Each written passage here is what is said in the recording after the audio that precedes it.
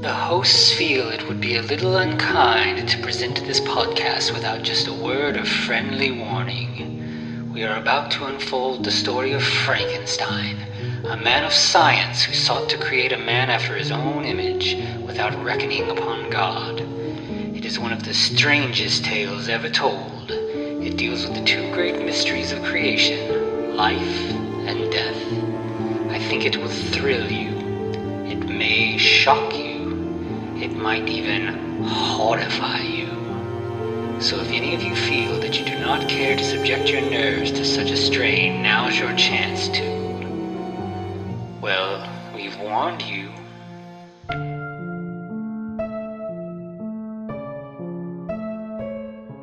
Hello and welcome once again to the Frankencast. I'm the mad scientist Anthony Bowman. My pronouns are he, him, and I'm joined as always by...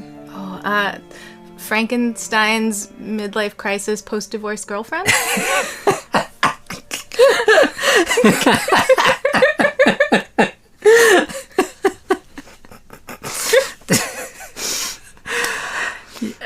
Yeah, so we're here with I'm here with Hallie, also known as med school girlfriend, among other things. But we went to see The Bride this weekend, so we thought we would talk about it. Obviously, this is one of the movies that's sort of been like, we've been building anticipation for a while. So yeah, let's. So I guess before we get in, obviously, spoilers are coming and everything. This is a new movie in theaters, and if you don't want to be spoiled, we will warn you before we start getting really plot heavy. But up top, if we want to talk about big picture feelings about it. Oh yeah, I thought it was fine.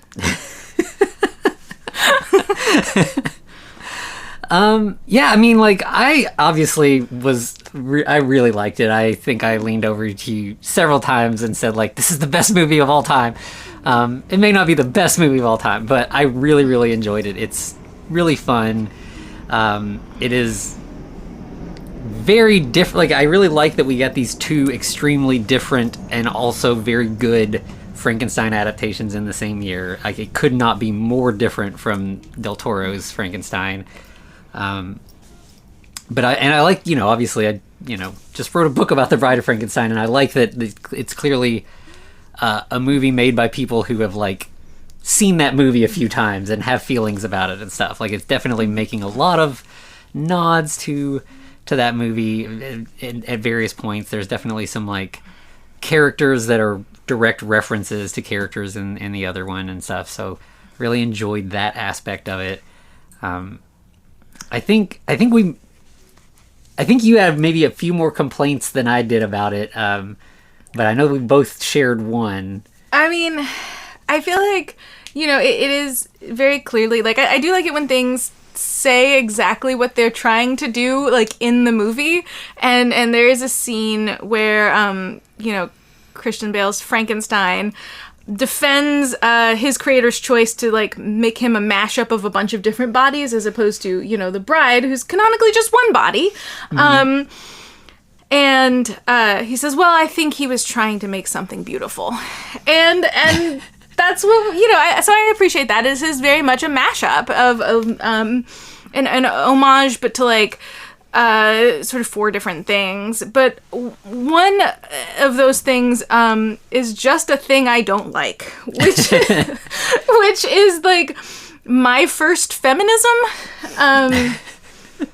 By Fisher Price. Yeah, I think I described it as Barbie for spooky girls, and I also liked Barbie. I think I enjoyed it as a movie. I do think that it's a little it's feminism 101 or even whatever number comes before that. Oh yeah, when they're just two numbers and then you don't tell your friends they're on your schedule. Yeah, it's a little, I mean, obviously, I really like films that have a feminist message, and that, and especially when we're using genre film, that's a big part of why I do this podcast. But yeah, it's on the nose in a way that is not trusting its audience as much as I would like a film to do generally. I think the most egregious example in it is when the bride literally looks right at the camera and yells "Me too." that does happen. And like, I mean, it contextually sort of makes sense. She's listing off these various girls she knows who died under suspicious circumstances, and then sort of remembers that she also died under suspicious circumstances, and yells "Me too." But I mean, it's hard not to acknowledge that it's pretty clear what what the reference there is, and that felt like they were going to really spell it out for us. They weren't expecting any sort of media literacy from the viewers, which was not my favorite thing. But yeah, the mashup thing for the most part worked for me. Otherwise, it's again, going back to like the whale Bride of Frankenstein, that film came out in 1935. This film is set in 1935, so it's very much like reminding you of what was going on in the world at the time. Like I felt like, and what else you could see in theaters, what the experience of going to a movie was like. Yeah. Outside of, so we are getting a Bride of Frankenstein monster movie, but we're also getting other things from the time, like a like dance heavy musical, like along the lines of like a Fred Astaire kind of movie or something like that, as well as gangster films, and specifically like the sort of like detective films of like The Thin Man and stuff like that. Like we have like a fast talking duo that that are like a man and a woman who like are teamed up, and who's really the smart one and who's in charge and that kind of thing. And I think that all plays pretty well. I think your comment was like, if you squeeze 4 movies into one movie, you can't finish the movies. And there's definitely some of that stuff that doesn't all come together at the end. I admit they weren't trying to, like just sort of, there's all these like characters that don't exist, that they're talking about, like people that would be minor characters if they had actually made any of these movies in their entirety. But they're trying to do a thing. I appreciate the vision, even if it didn't hit for me. Yeah. All right, well, I think we're going to like get into plot summary stuff and, further specifics about how we felt about scenes and everything. So if you're spoiler averse, you may want to check this out later. So I think the thing that like the first thing we see in the movie, I was surprised that I did not know it was coming. Like they did a pretty good job of keeping it under wraps that Jessie Buckley is not only playing the bride, she's playing Mary Shelley. So again, a direct reference back to James Whale's Bride of Frankenstein, where Elsa Lanchester did the same thing. And that was so great. I was so happy to start out with Mary Shelley. Like I was like grinning ear to ear when it was her on screen. It was so good. But I think the thing about that scene that was really cool for me was like, in the original, you've got Mary Shelley with Byron and Percy, and she's like, oh, there's more to my story, you kind of get the sense that like she told the first film story last night, and now she's like, here's the rest. But here we have Mary Shelley in present time talking to the theater audience in the afterlife, in some sort of limbo post life space. And she's basically like, for the whole rest of my life after writing Frankenstein, I kept feeling like there was more to tell, but I was never able to get it. And I think I'm ready. Other people have tried over the years, but it's finally come back to me. I'm going to be the one to really get it right. And it kind of felt like when James Whale did it, it was like 100 years time had passed since the novel came out, and he was giving his shot at it, and now another 100 years later, she's referring back to what happened in 1935 and all the way back to the 1800s when she wrote it. Which I thought that was a really kind of cool way to set up the beginning of the film. And I also I see a lot of the stuff people were writing about this where they were talking about that Mary Shelley is possessing. The first character we meet in the story is Ida, who is the woman who will eventually be remade into the bride. She's just kind of like a woman on the periphery of mob activities. She's got a mob boyfriend, I guess. Yeah, like she's not even quite a gun moll. She's like not gotten to that level of status Yeah. yet. But and I think even Mary Shelley does use the word possess when she's talking. But to me, I mean, it felt like this idea sort of worked in both directions. Like if you imagine the world in which Ida lives as a real world, and these people being people in it, yeah, she's being possessed by someone who is like taking over her voice. You know, she suddenly breaks into a British accent and is talking kind of nonsense to the people around her and everything. But also, Ida is a fictional character created by Mary Shelley. And so it felt to me like Mary Shelley was sort of figuring out what Ida was supposed to be like. Like she was like, oh, you know, no, let's delete that dialogue. Let's put this in. Let's try this. Like she's being like edited on the fly at the beginning of the movie. Because when it first happened, I was like, if this is going on for the whole movie, if it's going to be this sort of like, you know, DID, multiple personality kind of thing, I think it's going to get tiresome. But it really, after the first scene or two, it really tones down. And I think it's that like, Mary Shelley's found the voice. Found the voice of the character? Okay. Yeah. Because that was my first thing where I was like, oh no, I don't know if this is going to work. And it toned down pretty quickly. And then I was like, okay, I think I see where this is coming from. Yeah. I thought it was like, you know, Jessie Buckley does two distinct accents. She's got the British accent for the Mary Shelley dialogue. She's got the like New York accent for Ida, and somehow Christian Bale is like doing lots of different accents and also the space in between, which I found much more distracting, actually. Yeah, and you know, Christian Bale is somebody who has done a lot of accents, and I feel like it's an intentional thing, but it's really strange. I can see it being like the creature has lived hundreds of years in many different places, and he's just kind of like, you know, I mean, we know people who have lived in another place and start intentionally picking up accent from a place, and it feels like maybe over a really long span of time, this is, you know, more like he's picked up more of it, like maybe a little more organically. Sorry, I made us go out of order. No. I think that like there's a lot going on in this, and of course, you know, we just saw this in the theaters. We don't have as good a notes as I normally would if I like had sat down and watched this with a notepad in front of me. But yeah, I think that first thing with like Mary sort of writing Ida on the fly, I think that sort of sets the tone for the movie. That like Mary Shelley's novel, this is sort of like a nesting story where like everyone is a fictional character telling another fictional character's story, down to like, I mean, you know, you have Maggie Gyllenhaal and I think she co-wrote it. She definitely directed it, but you know, she wrote the whole thing. Then so she's writing this fictional version of Mary Shelley, who's writing this fictional version of the Frankenstein story. And then as we go further, Frank, as he's called in this, is sort of writing a fictional story about his bride. Like he makes up a new name. He makes like he's, you know, we'll get into like how that exactly plays out. It doesn't take long, but like everybody's a storyteller in here, telling their own sort of narrative. It's kind of like the book, the nesting, you know, letters in actually, you know, Mary Shelley's Frankenstein, which I didn't see until you just now pointed that out. Cool. This is what I'm here for. This is I'm a professional.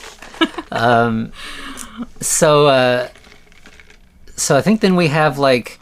So what we do see in this first scene with Ida is that as she's being bounced back and forth between like her personality and Mary's, she's acting real wild. Like she's hanging out with all these gangsters. There's one guy she's got a boyfriend, and then there's like a guy who's like her boyfriend's partner, but he's kind of he seems like he might be above him in this, like he forces her to eat an oyster, and she vomits it. Yeah, I know you, a shellfish hater, found, you know, truly viscerally disgusting someone having to eat an oyster. Yeah, I feel like being forced to do anything is unpleasant, but yeah, I would do the same thing. I would have vomited this oyster on this guy.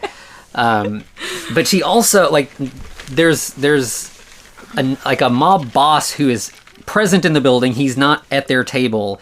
His name's Lupino. And he's sort of like what you were saying, where there's like a lot of characters who we kind of just talk about, but they're never really part of the story. I think we see Lupino like 3 times, but but he's sort of placed as like a villain, like a big, boss in both senses of the word in this. But like basically Ida kind of lets it slip that like she knows Lupino is running a lot of stuff in the city and that he's like a dangerous crime boss. And of course Lupino does not like his name being shouted in a crowded room and sort of instructs Ida's boyfriend and the guy that made her eat the oyster to like deal with her. She's become a liability, and the next thing we see is them like throwing her down a flight of stairs, which I thought was like it was like a really sort of beautiful scene. Like she falls down the stairs in slow motion. It looks like a dance almost, even but like she like hits her leg on the way down and it like breaks, and it's unpleasant but like still kind of beautiful at the same time. And so like that's it for her. Ida has died, and we go away from that story to Frank, and we get sort of like he's gone to this like doctor that he wants to meet, and we get some sort of mistaken identity stuff. because it turns out the doctor is a woman. He was looking for Dr. Euphronius, and then it was her. I mentioned this someone else. I was like, why do all lady mad scientists, because I love a lady mad scientist. I feel like, I was like, why do they all look like me? Why do they all have curly hair? And he was like, oh, it's because they're all Jewish coded, Hallie. And I was like, oh, they are. They also often have a strong nose and curly hair. That's why all lady mad scientists look like me. I'm from a proud heritage. Yeah. And I think in this case, beyond that, she's also very much like the spitting image of Dr. Pretorius. Down to the goofy name, right? It seems clearly made up, sort of fake Greek. Mm-hmm. Yeah, and yeah, Dr. Pretorius also of a strong nose and curly hair. Mm-hmm. And there's definitely a gender flip here thing. Even though Dr. Pretorius is, you would not describe him as a masculine figure in that film at all. But there's a lot of we have Euphronius, and then she also has instead of a hunchback sidekick, she's just got a weird maid who's always around. I don't know that she's ever named, but she's definitely the stand-in for the Igor, or the Carl is Pretorius's assistant. They do. She does have a name. I don't remember, but she addresses her once when she tells her not to come into a room. Okay. I'm gonna find out. It would be funny if it was like Carla or something. Yeah. But yeah, so we get this mistaken identity thing where he's talking to this woman that he's I need to talk to the doctor, and finally she reveals that she is the doctor. But the identity thing goes the other direction as well, because Frank is wearing a fedora and a bandana across his face. So he she tells him to take the hat off because they're inside, and it's the polite thing to do or whatever. Her name is Greta. Okay. Yeah. So this is a vaguely German name that kind of fits in with the whole vibe as well, with the Karl and the Fritz and all of those kind of guys. But so of course Frank reveals his face, and she right away is like, "Oh, you are Dr. Frankenstein's monster," and calls him a monster, and he's like, "Whoa, whoa," the slur.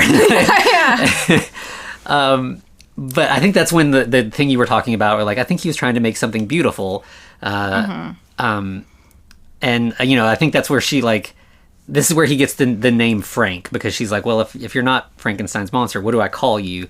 And she gives him this nickname, and that pretty much carries on. But we get the conversation. So this is sort of our ice cave moment. He's here to ask for a bride. Right? I mean, obviously we know the name of the movie. We know why we're here. Of all of the Frankenstein versions that I've seen, this was sort of the most honest and emotionally vulnerable version of this scene I think I've seen.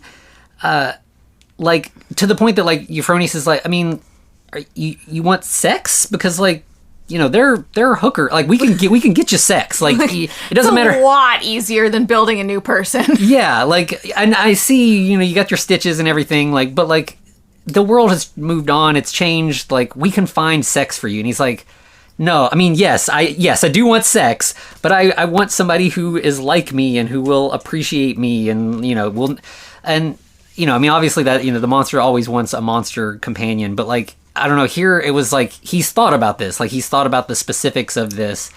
And, when it comes to like the original Bride, like no one ever is thinking like, what is this woman going to want? Like that never kind of comes up, but here it does a little bit. It's not like really overt, but I think Euphronis is kind of like, if we make this woman, like who's to say what this will be like? And he's like, well, I want to try. It's worth it to try for me. So they're not going in as just like mad and blindly. But she's still resistant until he's like, what kind of mad scientist are you? You won't even make a monster? And she's like, okay, fine, I'll make a monster. So I did think that was kind of sweet. Leave all the monster making to the men. Yeah. So then, I mean, I think it's pretty much like we cut to them digging up the body, and then we're back in the lab. We've got the body on the slab and everything. And as we often do with mad science, it's kind of hand wavy exactly what they're doing. Mm-hmm. But this is the best. As a real scientist, I don't want any of it to make any sense, because it's way better to be indistinguishable from magic than to sort of like be half smart. Yeah. Yeah, if you don't try to do anything real, you can't get it wrong. Mm-hmm. But it seems like I didn't write any of the stuff down, obviously, but like it seemed like the word chrono was like added 2 words in there. I think that this revival process has something to do with time manipulation in some way. Okay, yeah. Which I think again ties into this thing of like Mary Shelley being from the past, talking to us here in the future, and this other thing happening sort of in the middle. That there's something about that is connecting these various time periods. I liked that when they had her hooked up to receive the electricity that all Frankenstein's monsters need, is hooked up to her heart, not her head, because that's a bride thing. Because ladies, we're all heart. Yeah, that's an ongoing thing. Like I mean, obviously in James Whale's Frankenstein, like the end is, or the whole thing is based around like, Fritz got the wrong brain and all that. Whereas in The Bride, it is about like the last thing they need is a heart. And there were a few different drafts of the script about where the heart came from. Like the heart was the seat of everything in that. So yeah, it's an ongoing sort of thing. Which, yeah, I mean, obviously, we know now all of whatever kind of soul thing you have is in your brain. Like there's not anything in your heart other than blood. Yeah, I was complaining to one of my classmates. She wants to be an orthopedic surgeon, and we were both saying how sort of unimpressive we find heart. Sort of the bilge room of the body. It's a pump? It's just a pump. Yeah. It sends the blood to the brain where the interesting stuff is. Yeah. I'm applying neurology. But so, as she wakes up, the first thing we get is she coughs up this black ink.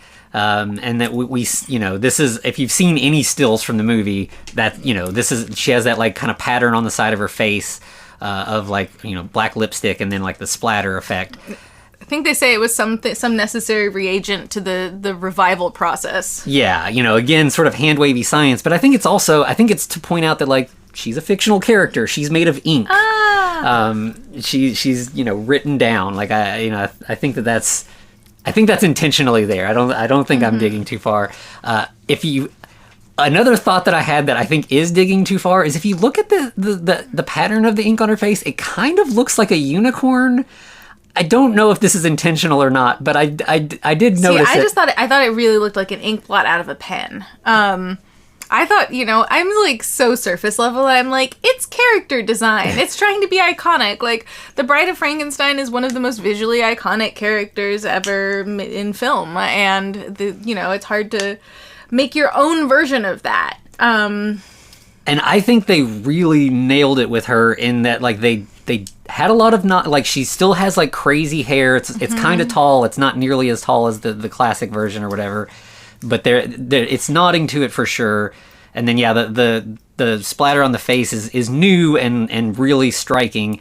And the one other thing that they do that like is directly referencing the original is that, you know, she's a blonde, but she goes and has like really thin, stark black eyebrows drawn on, and they look exactly like the bride in the original. And I mean, we spend time to see her go and do that. Like it's very intentional. They want you to see it. I will say, okay, so I mean, you might disagree with me. As far as remaking an iconic character and doing enough of your own thing, I thought The Bride was more successful than Guillermo del Toro's Frankenstein. I thought the character design for Guillermo del Toro's Frankenstein was interesting, but not iconic. Like, I thought it was fine. It was very Guillermo del Toro-y. But I feel like it couldn't be simplified to, like, I don't know, a 3-color stencil. The way that you can with the, you know, James Whale's Frankenstein and both versions of The Bride. I thought they did a really good job of capturing something iconic that wasn't the same character design. Yeah. An homage without being just simply an update. Yeah, I think you're definitely right. Like I was actually thinking like when I am certainly going to see girls redoing this makeup job, and it is going to be affecting on me. Whereas yeah, like the Del Toro Frankenstein is definitely like a much more elaborate. It is not a simplified thing that is just like so stark and recognizable immediately. Yeah, that's a good point. But you know, with this being like this sort of you know, time revival and whatever else, like when Ida wakes up, she has no memories. She's, you know, but like she's like an amnesia patient, but like she's again sort of in this like bouncing back and forth. Like she'll spout a bunch of like words, like it's almost like a thesaurus or something. Like she'll say a word and then she'll say a bunch of synonyms for it, and then like find the one she wants and then try to keep going. But like she's got this very frenetic thing. It's almost like, you know, we often have like the monster come to life and he knows nothing. He's a baby and he has to be taught what things are and how to say things. But her, it feels almost like a hard drive that has just been defragged, and it's like coming back to life, and it's like all the things are sparking, and she's trying to like put it all back together and make it make sense again. So like she's like really fast talking right away, but still, you know, kind of chaotic and nonsensical. And we get like a couple scenes of them like sort of interacting, and like, you know, she doesn't know who she is, and she doesn't really trust. We have Frank and Dr. Euphonius there with her, and she doesn't really trust either of them. She doesn't know what's going on. And it's kind of like, you know, Frank is trying to like, they tell her a little bit, and they let her kind of try to like make her own assumptions about what happened. She knows there was an accident. And she is led to believe that she has a relationship with Frank that she just doesn't remember. And it's actually a little bit before Frank gives her a name and everything. At first, they're just like, you know, there's like, we're here to help you. We want to, you know, fix things and stuff. And like, I think that we get them like eating breakfast, and she like starts like, she smashes some dishes and stuff. She's just like, I don't trust you all. I don't know what's going on, but like, I want more information from you. And the one sort of like key thing from this scene for me was she keeps quoting Melville's Bartleby the Scrivener, and she keeps saying, I would prefer not to. A feminist anthem. Yeah, well, yeah. I mean, it did feel, you know, yeah, it's a little on the nose. It's just about, yeah, she's just saying I, you know, have agency, and that's yes, and mic drop. Yeah, it is that for sure, and like, and I think it also, she knows this quote, so like she has some memory, and she kind of like stunts on Euphonius, because Euphonius is like, it's like Hawthorne or something, and she's like, come on, it's Herman Melville, obviously. And so like, you know, you may be the scientist, but like I know other things, you know. I think there's that aspect to it, and I think it's sort of a distillation of the only thing the bride gets to do in the first movie. Yeah, you know, so like we have, if we think of this as like the third sort of iteration of the bride in the sort of like main like Mary Shelley's novel, James Whale's film, and this film. There's other versions in there, but I feel like this movie is specifically a dialogue between those three things. Mary Shelley's bride doesn't even get to exist. She's like a corpse that is never revived and is torn up and thrown into the sea. She has no sentience, no autonomy, like, to the point that like her body is never even fully a body. Like, and then you have James Whale's bride, who never gets to say a word, but she gets to express agency in one thing, and she does get to recoil in horror from and say no. Basically, he gets to say, "I would prefer not to." Basically, like that. That's it. That's all. And then that's the end of her life. And now this is Mary Shelley being like, I'm gonna give her, we're not gonna wait till the last 5 minutes of the movie to meet this bride. Here she is. She's gonna get to say things. She's gonna get to really express how she feels. And then I think we have like Frank and this bride character like leave the house. There's 2 or 3 points where they like almost split up, and Frank even like gives her the opportunity, like, you can go. And she's like, well, I don't have anywhere to go. Like, I don't know anybody. I don't know who I am. I don't have a place. So I'll follow you for now. Mm-hmm. And like, I think the fact that he's going to let her go is what makes her stay. She's like, okay, I still don't fully trust you, but you're not forcing anything on me. So I'm going to choose to keep going along with you. Which ultimately ends up where they like are at a dance club, and this whole dance club scene is great. Yeah, it is. I like when you have a spooky girl, a la Bella Baxter from Poor Things, or even like Wednesday Addams' iconic dance. She got to dance weird. Yeah. A spooky girl has to get out there and dance real weird. Yeah.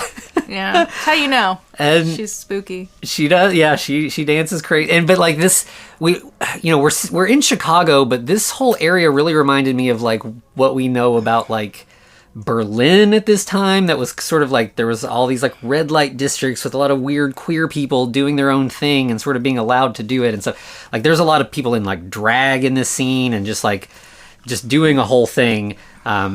But I think most of it is sort of period accurate, except the music has a lot of like electronic instruments that I think are certainly like now things. But yeah, it's a while, and it also again gives Frank a sort of an opportunity to like not be too controlling of her. Like he's like, I don't really dance, and she's like, I thought we had a scene where he like mentions that he likes Ronnie Reed, the dance, the sort of Fred Astaire character. So she's like, well, you like that? Surely you can dance. And he's like, nah, I don't. But he sits and she dances, and he doesn't try to stop her. He doesn't act weird about it. She's dancing with other guys, and he's just like fine. But eventually guys at the club start getting too handsy, and she's not comfortable, and he's like, come on, let's go, we can leave. And again, he's not like in the club shoving these guys like, you touching my girl or whatever. Yeah, it's less that he is his property is being manhandled, and more that she doesn't like it, and he has stepped in to enforce her will. Yes, I did appreciate that. Yeah, and like, we get a sense that like this is the Frankenstein monster from Mary Shelley's novel. He's been around a long time. He's dealt with things in the past and everything, and he doesn't want to cause trouble. He doesn't want to be, seen as a monster. So they leave, and these two guys follow them, and they keep pushing it to like, I think they knock him down and they shove her against a wall, and like it looks like an assault is going to occur, and that's when Frank's like, all right. I tried. I said many times, we, move along, and now I got to do the monster shit. And he just fucking wrecks these two guys. Mm-hmm. Like, he curb stomps one of the guys just to like where he looks like, a jack-o'-lantern on like December 3rd. Like, he's just like, yeah. But as soon as that happens, there's like somebody at the end of the alley with like a camera flashes, and Frank's like, all right, it's the time. This always happens to me. And this is another one of those where he's like, you stay, go back to Dr. Euphronius. They'll chase me. I've done this before. There's going to be mobs. There's going to be torches. You don't need to be mixed up in this. Like, It's not your fault. This is just what happens to me. And she's like, no, you did this for me. Like, so like she chooses to go on the run with him, and now we're like fully in like a Bonnie and Clyde story, which is definitely what like the trailer of the film was like hinting at, that this was going to be that. So yeah, we get them like, you know, they hop a train and they're like traveling across the country, and I think we get like the sort of big buy-in from her then is coincidentally in Indiana, you know, my old home state, which was nice. They like a police officer gets on the train and is like searching, and she like pushes him out of the train and he falls to his death. And so now she's in it. She's done a murder as well, even though she's like later is upset. She's like, "Do you think that cop was okay?" And he's like, I'm sure he's fine. He's fine. And I think they both know that that's not true, but like she needs to believe it. He lives on a farm now. Just all kinds of other cops are just running in the fields.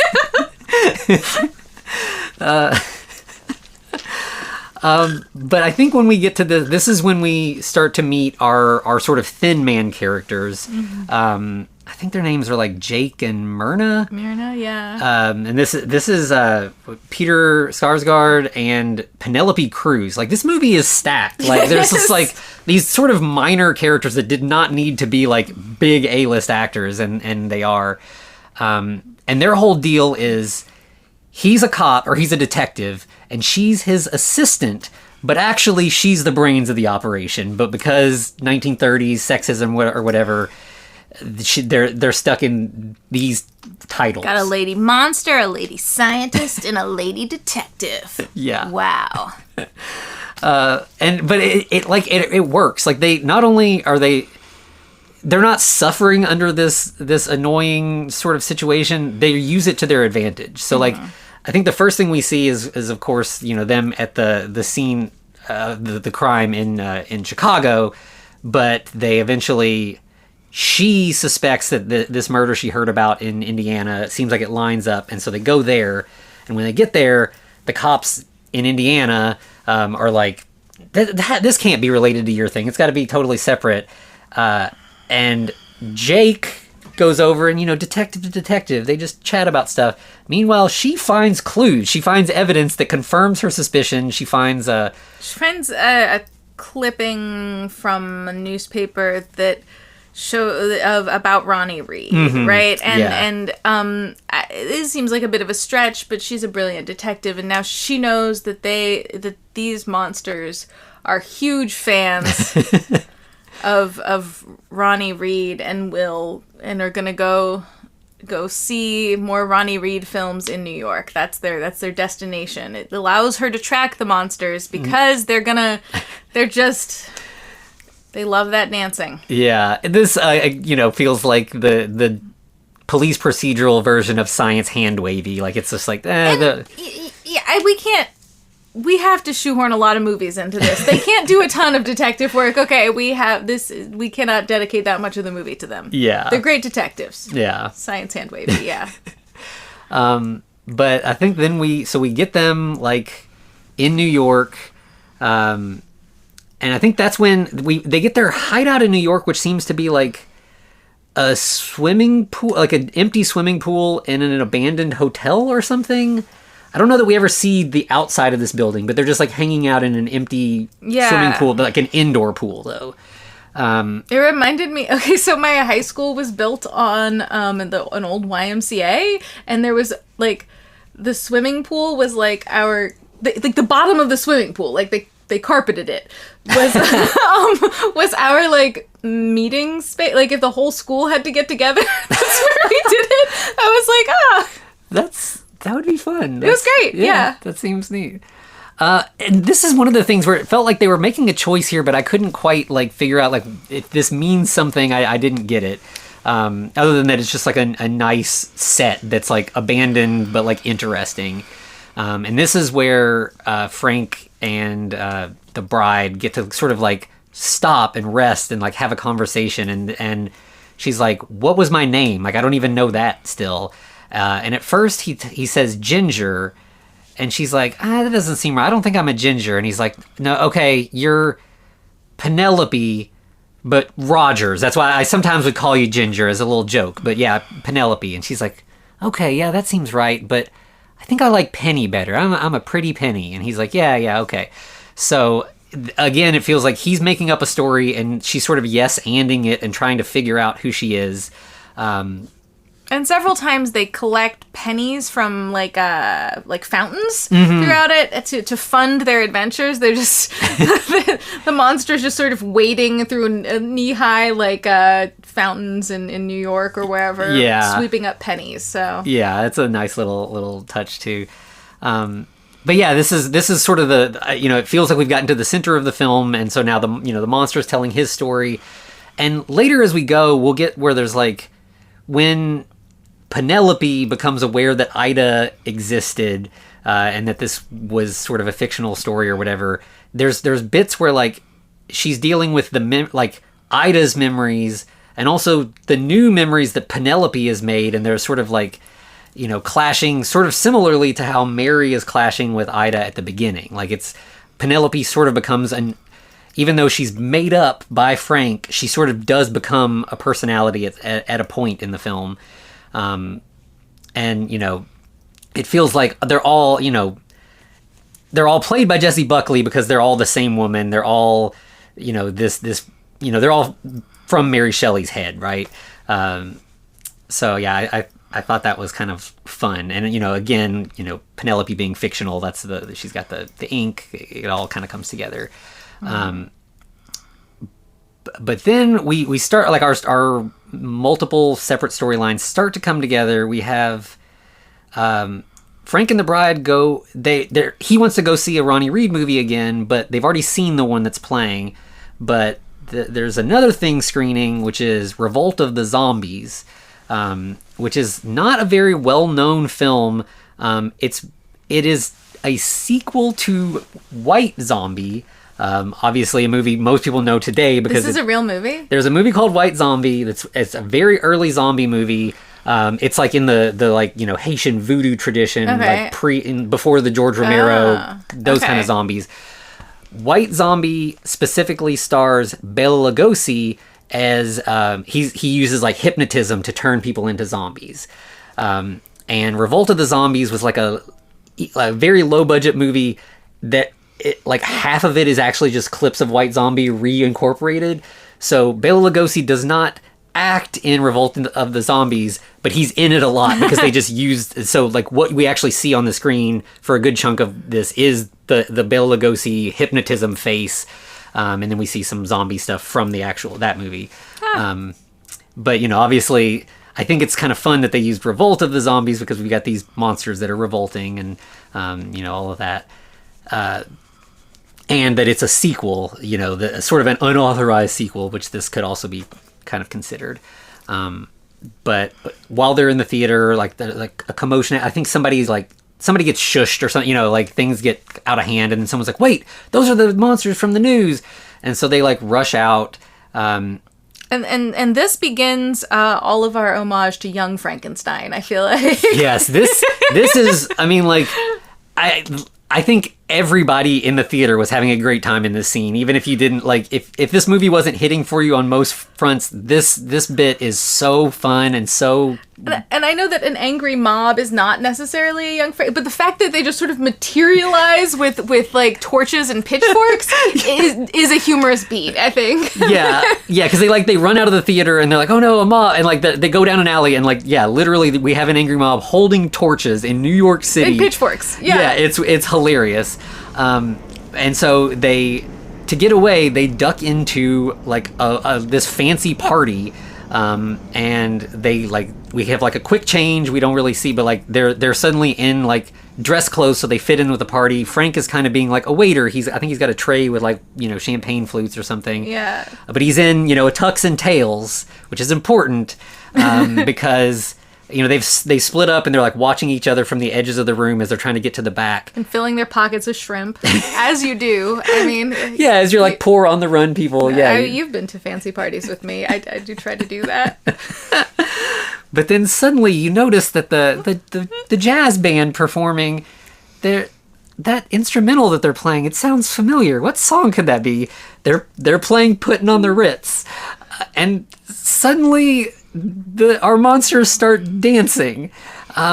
because they're not just a fan of this Fred Astaire type movie. That's one of the movie genres that we're putting in here. So there's sort of a choreographed dance number. All the party goers are dancing. We're just doing it because that's what happens in this kind of film. Sometimes people break into song and dance in the middle of the plot. Yeah, and like it's interesting because we have Frank and Penelope are like sort of in the center, but everyone else is kind of slowly joining in, and they seem a little confused. It almost feels like they've been dragged into a musical and they're like, what is happening to me? Oh, like that one Buffy episode. Yeah. And the dance number is really fun because like it does fit in with the style of that time period, but it also incorporates some sort of monstrous movements, some sort of like thriller-ish things, Classic like spooky girl dancing. Yeah, they're sticking their arms out and doing sort of like Frankenstein walk stuff and everything. But like I think in the middle of this, the police show up and things get really chaotic and like people are running and screaming. And like to kind of end the dance scene, as we absolutely had to do it since we're doing this Young Frankenstein homage, Frank like at the top of his lungs just like leans his head back and just shouts, "Putting on the Ritz," which is so good. Like it's I was so happy when that happened. It was just great. And so they end up like, we also have in here that we find that like Ronnie Reed is at this party. Like before the dance number, Frank tries to talk to him, and he's kind of a dick to Frank, which like, he's like a celebrity who's probably trying to like enjoy, a party. And he's not only confronted by a fan, but he's confronted by a very weird and very obsessive fan who's like followed his career the whole time because he's, hundreds of years old. And he's like, "Remember back in your vaudeville days when you did this?" And Ronnie's like, "Sorry, I've got a girlfriend," and like turns away from him. And I think this is if you like this is like the don't meet your heroes or like that kind of thing. I think Frank is sort of like frozen for a second, like this was a bad interaction and that's not what I expected. And I think that's when he's just like, fuck it, let's dance. Like I that's what I love about these. And if this guy is not nice to me, that doesn't change how I feel about the thing. But I think Penny sees that all play out, and so after the dance and the police are there, she like the police have like Frank surrounded, and she takes Ronnie hostage. So she's kind of like, since he wasn't very nice to her boyfriend, she's gonna kind of not be so nice to him back. And during this scene, she kind of like rants about a lot of stuff. And this is the beginning of like them becoming like celebrity criminals. It's when Bonnie and Clyde in real life were on the run, there was a point where like people were fascinated with their story to the point that they were fans. And so we do like, as they eventually use the hostage situation to like escape. They get out, but we get like a montage bit of like women start quoting her speech, and they start painting their faces to match her. Right, because her whole thing is that that these crimes against women, as committed by the mob, or possibly just in larger society, are being covered up, and women find this inspiring that she's standing up. Yeah, I think is the scene where she yells "Me Too"? I think so. She's just, it's the We're back to our mob movie for a second. And again, she talks about all these women she knows. She uses their names, but they're not like actually characters in this, because it's almost like we're getting a little window into a movie that doesn't wholly exist. Yeah, because that's the Me Too. She lists several women that died, and then also that she was killed by the mob. Which like at this point, she knows that there was an accident. I guess she's made the connection that like the accident was something like that. And she recognizes our one of our cop duo. Yes, that's the other thing that really happens in this scene, is that Jake is in the scene, and Jake recognizes her, and she recognizes him, although he knows absolutely who she is, whereas she's like, I know that guy, but I didn't, that memory is gone. And I think, so, they escape, Jake and Myrna are still on the case. And we also have, back in the mob movie, Lupino sees these headlines of these women doing the thing and is like that's that girl from the club. I thought you guys said you took care of it. And they're like, we thought we did. So like Ida's old boyfriend, I think his name is Clyde, which but the other guy is like, yeah, no, this has got to be a mistake. We definitely killed her. And Lupino just shoots that guy dead right there. They're like in a restaurant or something. He probably owns a restaurant. It's mob. You know? Yeah, it feels very. They always have a restaurant where you're allowed to kill people. Yeah, That's it's very classic. Godfather-y. And so he kills the one guy and is just like, take care of your girlfriend. You know, like go do this or you're gonna end up like him. So we have the mob movie coming to collide with our other movies at this point. And we also have Myrna continuing to be the super detective. She has figured out that the like trail, not only are they traveling to see Ronnie Reed movies, they're going to towns where Ronnie Reed movies took place. And she's like, then I know where their final destination has to be Niagara Falls. It's the best Ronnie Reed movie. It's so important to the plot of the movie. They're going to go to the falls. That's where they got to be. So that, you know, she's ready to go do that. And I think that we just pretty much get to that. Like we get the clash where they're all in the same place together.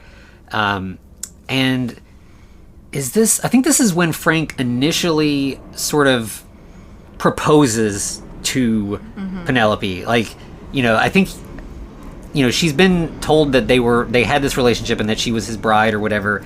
But again, this feels like he's like, I know you don't remember all of our past and that this is all new to you. So like, now that we're living a life together, and do you want to be with me? Do you want to be my bride? And that's when they're interrupted by Jake and Myrna, and Jake reveals that her name is Ida, and it kind of ruins the proposal and also gives her new information to kind of have to process. And I think they shoot, or she shoots Jake, like, I think just like in the leg or something, and then they like get in the car and speed away. She remembers being an informant for him and is like, you shouldn't, you know, fuck your witnesses or whatever. Yes. And then, yeah, I mean, I was sort of interested how you felt about this, because this sort of is the part of the arc where the Frankenstein monster is a shitty boyfriend, and you always want him to find happiness and love. So, like, he's like, gets all jealous and weird, you know? Yeah, I mean, this is definitely like, well, I mean, so we've had this whole thing where he's been lying to her since she came to life, right? Like he has been telling her this fictional story, which is not good, you know, like there's this, you know, I mean, it's not hard to argue that this is taking away her consent. He's telling her that she did these things and believed these things, and so she's kind of forced to accept that he knows more about me than I do at this point, and I must believe that this is true. And, you know, it's kind of similar to the, like, you know, if you are at a Halloween party and you wear, you know, switch costumes with another guy and fuck that guy's girlfriend in his costume, she didn't consent to that. You know, she consented to her boyfriend, and she thought that's what she was doing, and that's not okay. And it's a little different, but it's not a lot different. You know, like he and then he has the audacity to be sort of jealous that Ida, before she was murdered and reincarnated and lied to, slept with this guy. Yeah. And, you know, and beyond that, like, probably that was not that there was some amount of coercion, like, that it was, whether she felt that she had to for her own safety or what, like, she afterwards feels like that she was not treated well, that, like, he fucked her and then just sort of abandoned her and she didn't feel safe, and, like, you know, she wasn't safe. She then got murdered. Exactly. Yeah. So yeah, I think this is sort of like the low point of Frank's story here is, like, you know, now that she knows the truth and that he's still, like, pushing back when he should be like, I'm sorry, I've made mistakes, and, you know, I was trying a thing, you know. So now we're to a point, I think this is the point where we see, like, Ida and Penelope sort of, like, clashing, where, like, they have separate memories and everything like that. So they do escape together still, though. They're still on the run, and this is where he acts jealous, and she wants more information about, tell me everything now. Like, clearly there's more that you know. And he's like, well, yeah, I didn't know that stuff. I didn't know about him. I didn't know about Ida. Like, you were a body we found. We brought you to life. You asked me questions. I didn't know anything, and I had to make something up, and that's what I did. I was giving you a life, and it certainly was a self-serving kind of life. Like, it was definitely him trying to make her in an image that worked for him. But like, I think he felt like you were a blank slate and you needed something, and that's what I could give. So we end up, like, we are kind of going back and forth between them and Jake and Myrna, who, like, Jake is now injured, and he's like, I was going to retire at the end of this case anyway. You should continue. You're the one doing all the work anyway. And she's like, yeah, but I'm a secretary. That's not going to work. And he's like, I'll put in a good word for you eventually, but just take my fucking detective badge. You're a detective. Go be detective. So, again, we're doing the gender flip thing, and like, now it's explicit. Like, she's the detective. It's ladies all the way down. I don't know if you've heard this. So there's one scene later where she gets to boss around some police officers, and they're like, "What gives you the authority?" And she's like, "My shiny badge, basically." Yeah. Because I'm the detective now. Yeah, and she's definitely like living that up. Like, she's never gotten that, so she's really happy with it and everything.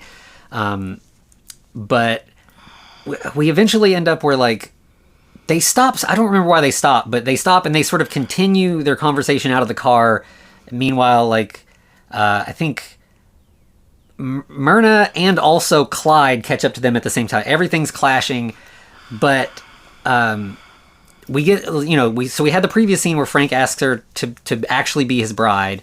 And now in this one, it's sort of her chance to respond, and she's like, yeah, so I was Ida at one time, and then you said I was Penelope, and then, like, I'm supposedly this bride of Frankenstein or whatever.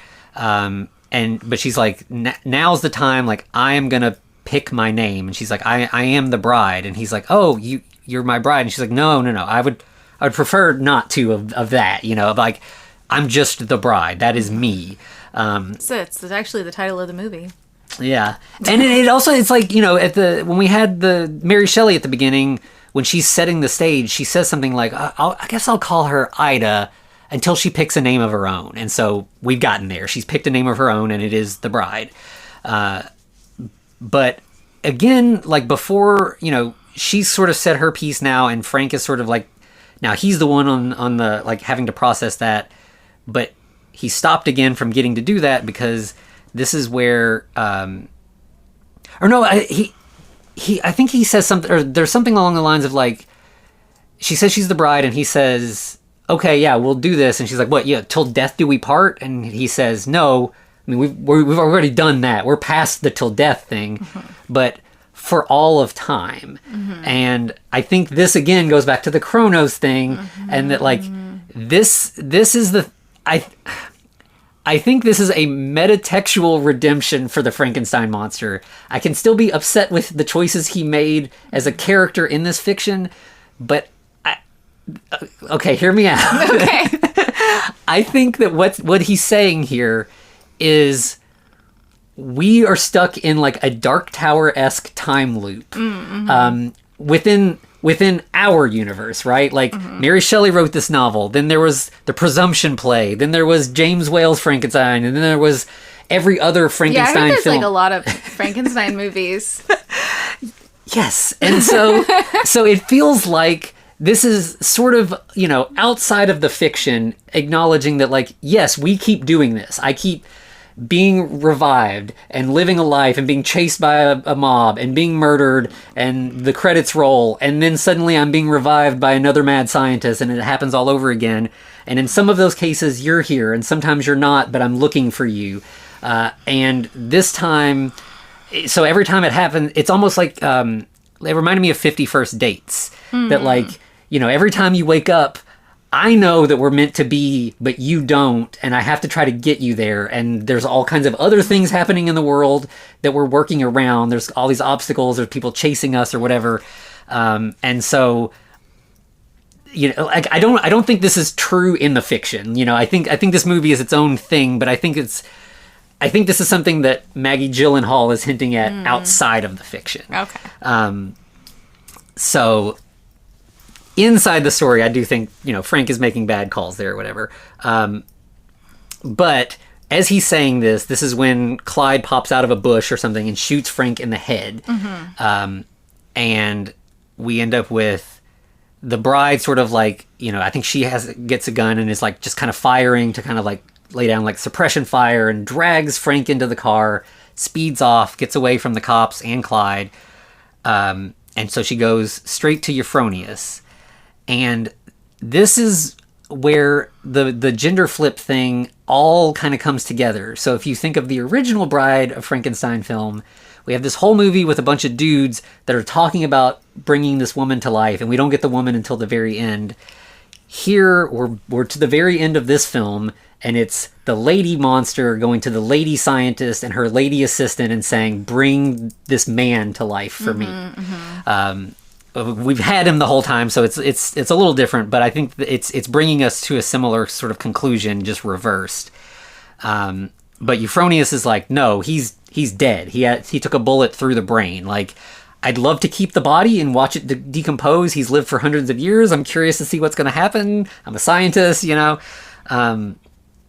But I think like the bride pulls a gun on her and is like, no, you're going to do it. Like, you're going to bring him back. And then that's when all the cops, this is, I think, it's like all the cops, including Myrna and also Clyde, all sort of break into Euphronius's lab all at once, and they just mow the bride down. Like, there's just like a, hail of gunfire. Yeah, and the movements also, like, I feel like as she's like being all shot up, kind of remind me both of her falling down the stairs at the beginning and also all of her weird dancing throughout the film. Got another little choreographed dead floppy corpse.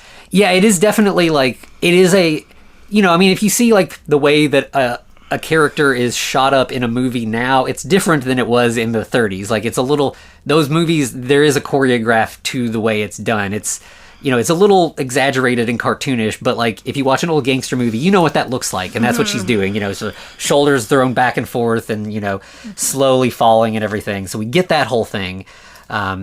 And then, as it's all going on, Clyde realizes, like, oh, fuck, I'm a mobster now in a room full of cops. So he dips out the back, like, climbs down a fire escape or something. And, as soon as the bride falls, that's when she gets to really throw things around. She pulls out her badge and she's like, that's the gangster that everyone's been chasing. You should follow him. All the cops, go here. I'm the detective. I'll deal with the crime scene. You go chase that guy. Get out of here. So all of the cops leave, and so now we're down to all of our ladies here.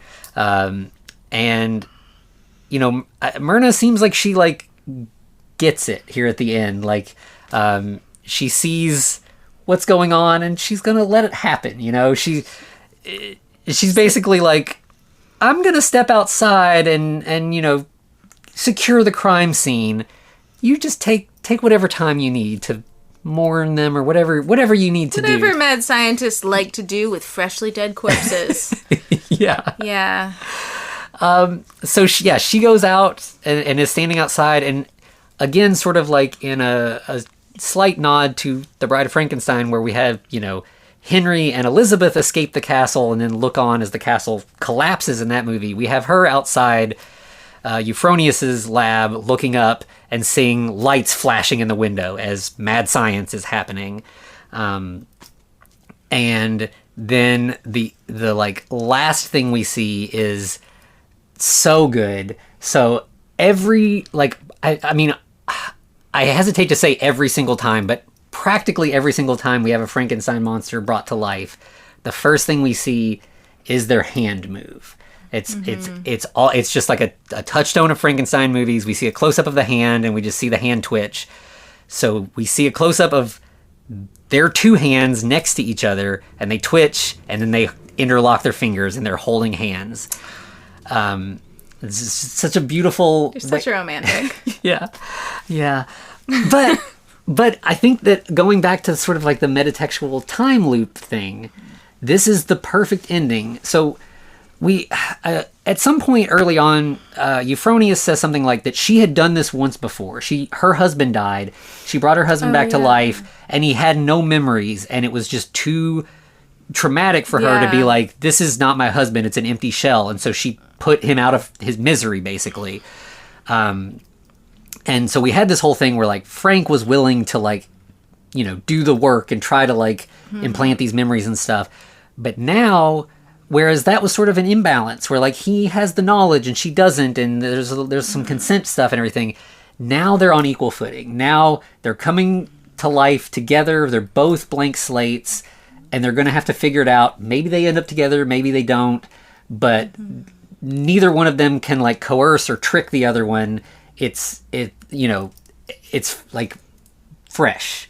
And it's like a rare thing where like, okay, I can see where they could be together and there being no weird baggage. If they figure it out, they figure it out together. And so, I mean, all of these movies where Frankenstein's trying to find a partner, that's what we want. But there is always that added weight of that I am asking for something to be made for me, and what she decides, like that, it gets complicated. But here they're going to decide together. And yeah, I thought that was such a nice way to bring everything together, like that I would not have thought of. But that was, again, using the chrono thing and the memory erase thing, like she really set it up for that to all happen there at the end. Eternal sunshine of the spotless monster. Yeah. And so yeah, their hands holding takes us to credits, but we do get one, like a mid-credit scene, which is just that, Lupino is has now been made infamous by the bride speaking out about him publicly, at the big party or whatever. And so we have like a gang of lady rioters with their, black splatter makeup on, like attacking him like zombies and just like killing him. And that's like the sort of like button on the movie is that like, yeah, the ladies are taking over. They're not going to put up with this shit anymore. So yeah, I don't think that was entirely a necessary little thing, but it was just like a fun little like cap to put on the end of the movie. I think that the hand holding thing at the end was just, that was it.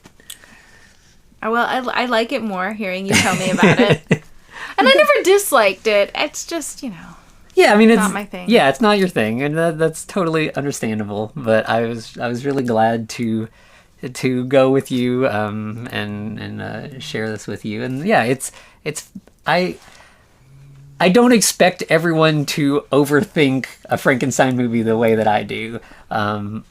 But at this point, it's the only way that I can watch a Frankenstein movie, because I've watched so many of them, and I just am constantly thinking about how they are in conversation with one another, and it's, yeah. I like it better this way. It makes me want you to read several books I've read recently and tell me what is happening.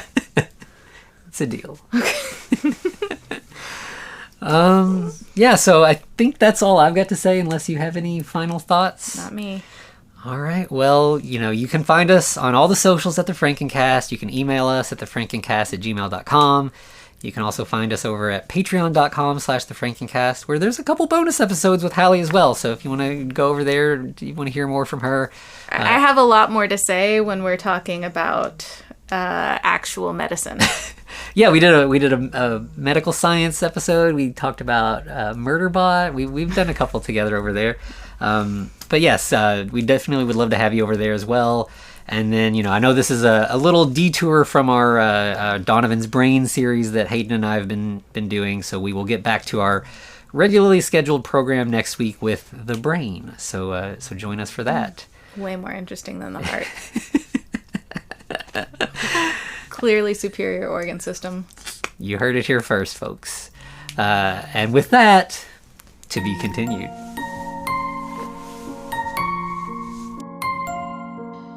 Looks like you survived another episode.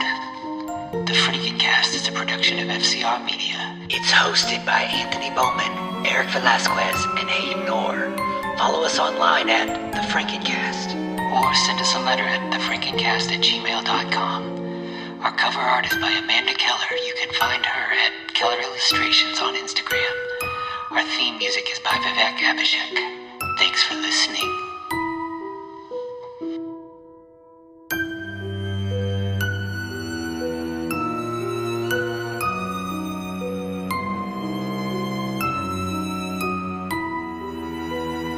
have something that's gonna make you laugh, but I don't know if you want it.